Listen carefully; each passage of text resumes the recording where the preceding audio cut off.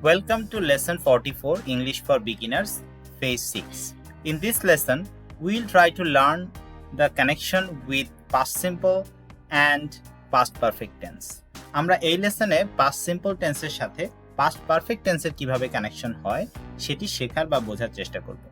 এর আগের দুটো লেসনে আমরা past simple এর ব্যবহার এবং past simple এর সাথে প্রেজেন্ট পারফেক্ট এর কমিউনিকেশন বা কানেকশন কিভাবে ডেভেলপ করে একটা সেন্টেন্সে তারা কিভাবে ব্যবহৃত হয় সেটি শিখেছি।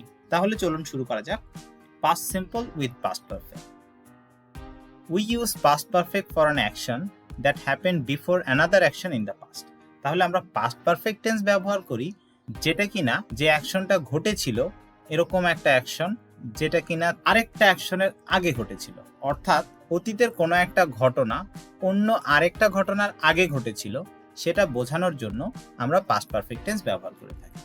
সেক্ষেত্রে আমাদের past perfect হচ্ছে আগের ঘটনাটি এবং অতীতেই ঘটেছিল পরের ঘটনাটি হবে আমাদের past simple tense। সহজ করে যদি বলি এক্সাম্পলের মাধ্যমে, she washed the dishes when the guest had gone, তাহলে এখানে এই সেন্টেন্সে when the guest had gone অর্থাৎ গেস্ট বা ওই অতিথি যখন চলে গিয়েছিলেন তারপর উনি ডিশ ওয়াশ করেছিলেন বা ধুয়েছিলেন। এখন প্রশ্ন হচ্ছে এই সেন্টেন্স অনুযায়ী আপনারা বুঝতে পারছেন যে অতিথি আগে চলে গিয়েছে তারপর ডিশ ওয়াশ করা হয়েছে। এই অনুযায়ী আগের ঘটনাটি আমার পাস্ট পারফেক্ট টেন্স স্ট্রাকচার অনুযায়ী অক্সিলারি হ্যাড এবং তারপর ভার্বের পাস্ট পার্টিসিপল, গো ভার্বের পাস্ট পার্টিসিপল গন, এবং যে ঘটনাটি পরে ঘটেছিল অর্থাৎ ডিশ ওয়াশ করার কাজ এই সেন্টেন্সে পরে ঘটেছিল এই ওয়াশ ভার্বটি পাস্ট সিম্পল টেন্স অনুযায়ী পাস্ট ইনডেফিনিট এবং ভার্বের পাস্ট ফর্মে লেখা হয়েছে। এবারে যদি পরের সেন্টেন্স দেখি, I didn't react until she had finished talking.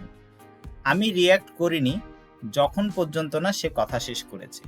তাহলে আমার রিঅ্যাক্ট না করা যে ব্যাপারটা বা রিঅ্যাক্ট করার যে ব্যাপারটা সেটি ঘটেছে আসলে তার কথা শেষ করার পর। তার মানে তার কথা শেষ করার ঘটনা আগে ঘটেছে এবং আমার রিঅ্যাক্ট করার কাজ পরে ঘটেছে।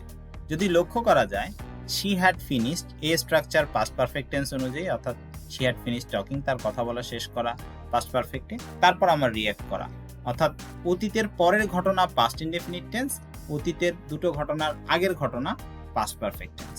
এবারে যদি আরো এক্সাম্পল দেখি, she had lived here for 2 years by the time we met. সে এখানে 2 বছর থেকেছিল যখন তার সাথে আমার দেখা হয়, অর্থাৎ তার সাথে দেখা হওয়ার ঘটনাটা আমার পরে ঘটে, তার আগে অলরেডি সে 2 বছর ওই এলাকায় বা ওই জায়গায় ছিল।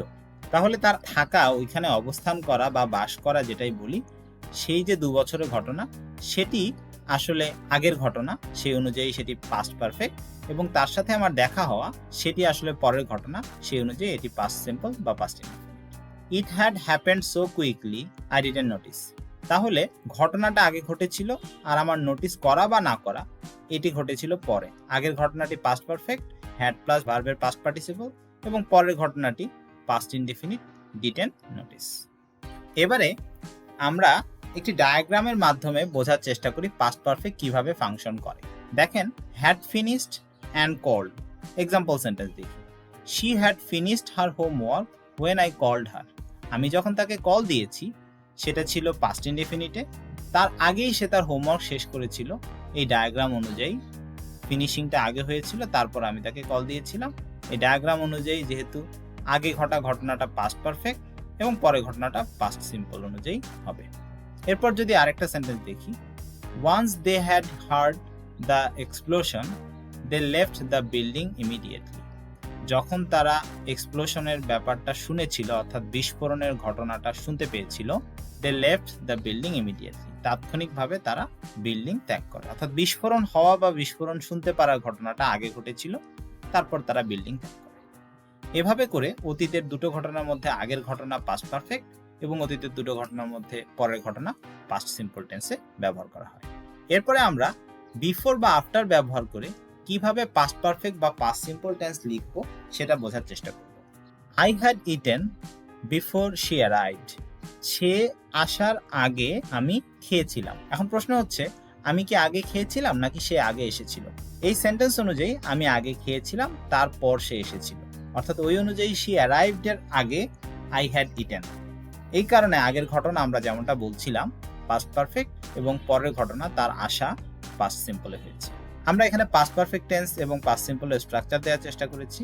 First action had plus V3, had plus ভার্বের পাস্ট পার্টিসিপল, তারপর সেকেন্ড অ্যাকশন পাস্ট সিম্পল অর্থাৎ ভার্বের পাস্ট ফর্ম। এবারে বিফোর বা আফটার কিভাবে কানেক্টেড হয়। We use past perfect tense before the before and after the after. এই কথার অর্থ কি আসলে? আমরা পাস্ট পারফেক্ট টেন্স ব্যবহার করি বিফোর এর আগে এবং আফটার এর পরে। এই বিফোর হচ্ছে এই ডান দিকের যে কনজাংশন বিফোর সেটা, আর প্রথমের যে বিফোর লেখা হয়েছে এই শব্দের অর্থ হচ্ছে আগে। অর্থাৎ সেন্টেন্সে যদি বিফোর থাকে তাহলে বিফোরের আগের ক্লজটি সাধারণত পাস্ট পারফেক্ট টেন্সে হয়, অর্থাৎ বিফোর দ্য বিফোর। আর যদি সেন্টেন্সে আফটার থাকে তাহলে আফটারের পরের অংশটি পাস্ট পারফেক্ট টেন্সে হবে। দেখা যাক এক্সাম্পল। এখানে 4টি এক্সাম্পল সেন্টেন্স রয়েছে, খুব ভালোভাবে আমরা লক্ষ্য করার চেষ্টা করি। I got into the classroom after the class had started. আমি ক্লাসরুমে ঢুকেছিলাম ক্লাস শুরু হওয়ার পর। তার মানে ক্লাস শুরু হওয়ার ঘটনাটি আগে ঘটেছিল, তারপর আমি ক্লাসরুমে ঢুকেছিলাম। I got into the classroom after the class had started. Class start হওয়ার পরে আমি ক্লাসরুমে ঢুকেছিলাম। এবার ক্লাস স্টার্ট হওয়ার কাজটা আগে ঘটেছে এবং আমি পরে ক্লাসরুমে ঢুকেছি। এই বিষয়টা যদি লক্ষ্য করি, পরের ঘটনাটি আসলে আমার ক্লাসে ঢোকা এবং আগের ঘটনাটি হচ্ছে আমার ক্লাস স্টার্ট হওয়া। এবার লক্ষ্য করেন আফটার যেখানে ব্যবহার করা হয়েছে ঠিক তার পরের ক্লজটি দ্য ক্লাস হ্যাড স্টার্টেড, এটি পাস্ট পারফেক্ট টেন্স। আবার যদি আমরা পরবর্তী সেন্টেন্সে যাই, she had applied for a leave before she left the office. এবারে যদি লক্ষ্য করি she had applied for a leave before she left the office, office ত্যাগ করার আগে সে একটা ছুটির জন্য আবেদন করেছিল। এবার লক্ষণীয় বিষয় হলো বিফোরের আগের অংশ পাস্ট পারফেক্ট, অর্থাৎ অ্যাপ্লাই করার কাজটি আগে ঘটেছিল, তারপর সে অফিস ত্যাগ করেছিল। বিফোরের আগে আমরা পাস্ট পারফেক্ট ব্যবহার করেছি। একইভাবে আফটারের পরে পাস্ট পারফেক্ট ব্যবহার করেছি।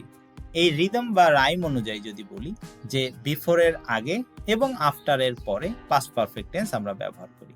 বিফোরের আগে পাস্ট পারফেক্ট হ্যাড অ্যাপ্লাইড, আফটারের পরে পাস্ট পারফেক্ট হ্যাড স্টার্টেড। একইভাবে পরবর্তী সেন্টেন্স যদি লক্ষ্য করেন, the Mughal had ruled India before the British started. Before the British started, এই বিফোরের আগে পাস্ট পারফেক্ট হ্যাড রুলড মানে মুঘলরা আগে শাসন করেছিল, পরবর্তী action past indefinite British started, অর্থাৎ বিফোরের আগে পাস্ট পারফেক্ট। একইভাবে যদি পরের সেন্টেন্স দেখি, he lock into the online meeting after it had started, তাহলে সে অনলাইন মিটিং এ জয়েন করেছিল এটা শুরু হওয়ার পর, অর্থাৎ মিটিংটি আগেই শুরু হয়েছিল। এই মিটিংটা আগে শুরু হওয়ার কারণে আমরা ব্যবহার করেছি পাস্ট পারফেক্টে, এবং আফটারের পর এই আফটার বিফোরের রুল অনুযায়ী আফটারের পর পাস্ট পারফেক্ট হ্যাড স্টার্টেড এবং আফটারের আগে পাস্ট ইনডেফিনিট। সো এই ছিল পাস্ট ইনডেফিনিট এবং পাস্ট পারফেক্ট কম্বিনেশন। কোন সিচুয়েশনে একই সেন্টেন্সের মধ্যে আমরা পাস্ট পারফেক্ট কোথায় ব্যবহার করব এবং পাস্ট সিম্পল কোথায় ব্যবহার করব। আবারও ছোট্ট করে যদি রিভিউ দেই বা রিভিশন দেই, অতীতের দুটো ঘটনার মধ্যে আগের ঘটনা পাস্ট পারফেক্ট টেন্স অনুযায়ী হবে, দুটো ঘটনার মধ্যে পরের ঘটনা পাস্ট সিম্পল টেন্স অনুযায়ী হবে। পাস্ট পারফেক্ট এবং পাস্ট সিম্পল টেন্সকে যদি আমরা বিফোর বা আফটার দ্বারা জয়েন করি, সেক্ষেত্রে বিফোরের আগের অংশটি পাস্ট পারফেক্ট টেন্স অনুযায়ী হবে এবং আফটারের পরের অংশটি পাস্ট পারফেক্ট টেন্স অনুযায়ী হবে। অন্য যে ক্লজটি বাকি থাকছে সেটি পাস্ট ইনডেফিনিট বা সিম্পল পাস্ট টেন্স অনুযায়ী হবে। So that was about the discussion in lesson 44. You should practice this lesson very much, otherwise there is a chance to make mistakes regarding past simple and past perfect. So I would suggest keep practicing until the next lesson. Hopefully see you in the next lesson. Thank you very much.